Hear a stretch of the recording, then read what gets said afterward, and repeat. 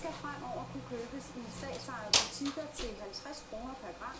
I hvert fald hvis det står til Københavns borgerrepræsentation, hvor et politisk flertal går ind for et forsøg med legalisering af hash. Velkommen til, Thor Buch Grønlykke. Du er fra Københavns borgerrepræsentation. Også velkommen til dig, Tom Behnke, fra det konservative Folkeparti. Thor, vi begynder med dig. Hvad er det, I vil med det her forslag? Jamen, vi kan se, at der bliver skudt overalt i Københavns gader, og at der ikke er nogen, der rigtig kan anvise nogle løsninger på, hvordan vi håndterer det. Og det vil vi gerne fjerne, og det kan man gøre, hvis man fjerner markedet. Så vil vi gerne sørge for at kunne komme i kontakt med alle dem, som misbruger hash, og sørge for at få dem behandling. Og især sørge for, at børn og unge og psykisk syge osv., dem som er mest sårbare, de ikke kan få lov til at købe det, eller få meget svære ved at købe det. Og det vil jeg altså gøre ved at legalisere hashen på den måde. Det lyder jo umiddelbart som en hel masse problemer, der bliver løst på alene ved at legalisere hash på, eller gøre som vi foreslår her. Hvad siger du til det, Tom Behnke? Som måske løser nogle problemer, men som samtidig med sikkerhed skaber nogle nye problemer. Og det er derfor, man ikke bare kan gøre det. Og det er også derfor, at det kan godt være, at Københavns Kommune har brugt en masse penge og en masse timer på at undersøge det her.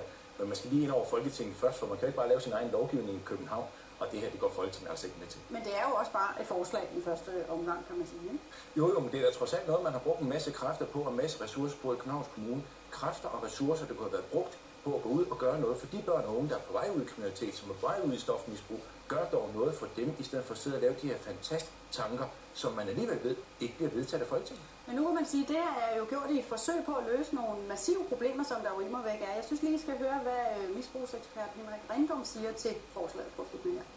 Jeg synes, det kunne være rigtig spændende, hvis konsekvensen ville blive, at vi så, at de helt unge fik en dårligere adgang til hassen, fordi vi til de ældre og til hele markedet kunne sige, tag nu og støt den legale handel, og lad os tage luften ud af alle de kriminelle. Har du ikke respekt for, hvad en misbrugsekspert mener om det her? Jo, men nu er han jo ikke alene en misbrugsekspert. Det er der mange af, og der er også mange andre, der siger det modsatte. Det, der er faktum, det er, at vi ved, at hash er skadeligt. Man tager simpelthen skade af at indtage hash, og rigtig mange mennesker får store psykiske problemer, måske endda psykoser og er sindssyge resten af deres liv. Skulle vi som lovgiver lovliggøre et stof, vi ved gør folk sindssyge, det har vi da ikke moral til at gøre. Jeg synes, det er dybt umoralsk overhovedet at kaste ud i sådan et eksperiment. Så du glemmer jo bare det der med, at hvis der ikke kommer flere misbrugere, og det gør der jo ikke, altså når man afkriminaliserer i resten af verden, det har vi jo set masser af eksempler på, så kommer der ikke flere misbrugere. Og hvis der ikke kommer flere misbrugere, så er der jo heller ikke flere, der bliver sindssyge osv. Så jeg synes, at du er nødt til at, i en borgerlig regering, er nødt til at forholde jer til, at der rent faktisk er nogle værktøjer, som virker, og virker meget bedre end sådan, som det fungerer nu.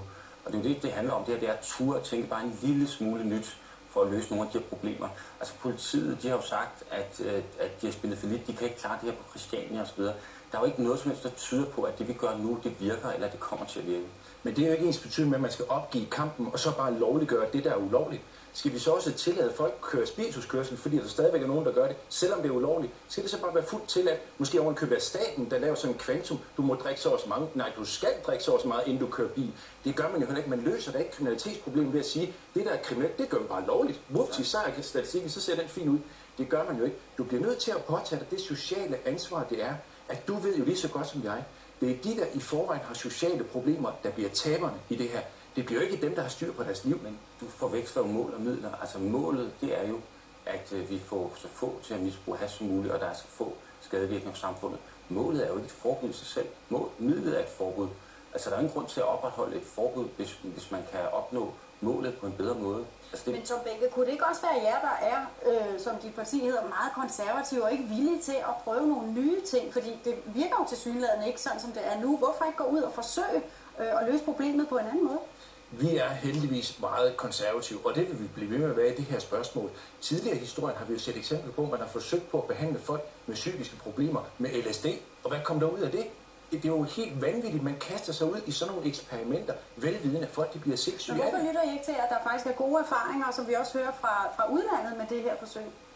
Hvor henne i udlandet har man de forsøg? Der er kun et sted i udlandet, hvor hash er lovligt, og det er i Holland. Og der er man ved at lukke butikkerne fra en ende af, fordi det giver massive problemer også i Holland. De lukker fra en kant af, fordi de bliver overrendt alle mulige. Skal de så i fremtiden kunne løbe til København og købe deres hash der i stedet for? Man skaber mange flere problemer. Altså misbruget i Holland er faktisk mindre end det er i Danmark, og de undersøgelser, der er lavet fra videnskabeligt hold, viser, i Holland, at misbruget ikke er blevet øget, og så er der en masse lande rundt omkring i verden, hvor man har afkriminaliseret, og der har man vist, at misbruget ikke er øget. Så det er det, der er tilfældet. Altså, vi kan afkriminalisere området, uden at få et øget misbrug. Og det er jo bare et spørgsmål om tur at gøre det. Jeg vil godt ikke understrege, vi har ikke besluttet os præcis, hvilken model, som vi vil lave, eller præcis, hvordan det kommer til at skulle foregå. Det vil vi se, og vi vil også kun være med, hvis vi er sikre på, at vi ikke får flere misbrugere. Hvis det viser sig, at eksperterne mener, at vi kommer til at få flere misbrugere, eller der er nogle problemer, så er Socialdemokraterne med til det her. Altså, det handler om at få færre misbrugere. Men det tyder alt bare på, at vi kan gøre, og det er det, som embedsmændene indtil videre har sagt til os. Det tror vi faktisk også, I kan gøre.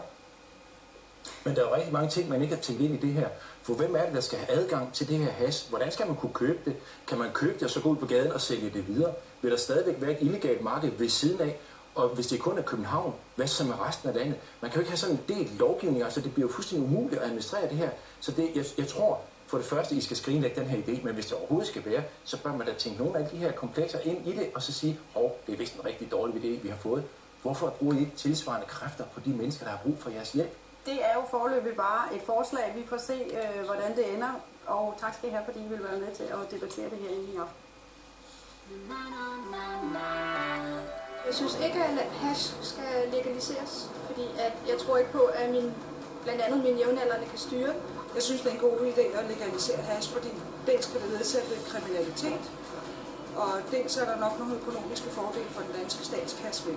Hvis det kan stoppe noget af kriminaliteten, at man bare kan gå ud og købe det, så er det selvfølgelig meget fint, men det er meget uheldigt, hvis der er nogen, der pådrager sig misbrug, fordi det er for nemt at få fat i.